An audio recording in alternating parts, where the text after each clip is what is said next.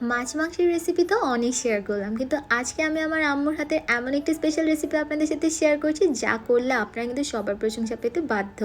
তার জন্য এখানে আমি প্রথমে বেগুন কেটে ফালি করে নিয়েছি। আপনারাও এভাবে বেগুনটা কেটে নেবেন, কারণ বেগুনের ভেতরে কিন্তু পোকা থাকে, সেটাকে মাস্ট চেক করে নিতে হবে।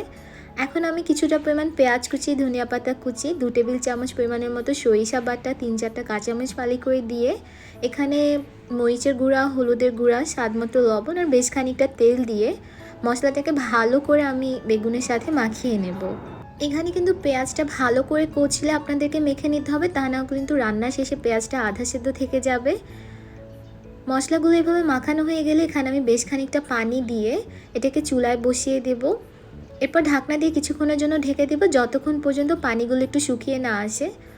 যখন পানিগুলো শুকিয়ে আসবে ঢাকনাটা উঠিয়ে একটু নেড়েচেড়ে এখানে আমি আগে থেকে কিছুটা পরিমাণ জলপাই কেটে রেখেছিলাম। আর এই রান্নার কিন্তু মেন ইনগ্রিডিয়েন্ট এই জলপাই, যেটা কিন্তু রান্নাটার টেস্ট একদম ডাবল করে দিবে, তাই কোনোভাবেই এটাকে মিস করা চলবে না।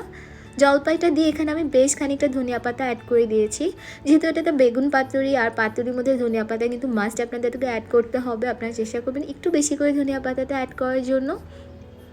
বাস কিছুক্ষণ আর একটু ঢেকে দেব, একদম যখন চচ্চড়ি হয়ে আসবে নামিয়ে পরিবেশন করে ফেলবো। আর এটা দিয়ে কিন্তু অনায়াসে আপনারা 1 থেকে 2 প্লেট ভাত খেয়ে উঠতে পারবেন। আমি তো এক বসাতে এতটুকু তরকারি দিয়ে পুরো 1 প্লেট ভাত খেয়ে ফেলেছি। যাদের রুচি থাকবে না, আপনারা তখনই এই রেসিপিটি ট্রাই করতে পারেন। এটা কিন্তু খাবারের রুচি অনেকখানি বাড়িয়ে দেবে, যেহেতু এটা একটু টক টক ঝাল ঝাল একটা তরকারি। রেসিপিটি ভালো লেগে থাকলে অবশ্যই আমার ভিডিওটাতে একটু লাইক দিয়ে পাশে থাকবেন। ইনশাআল্লাহ নেক্সট ভিডিওতে আবার দেখা হবে। Thank you.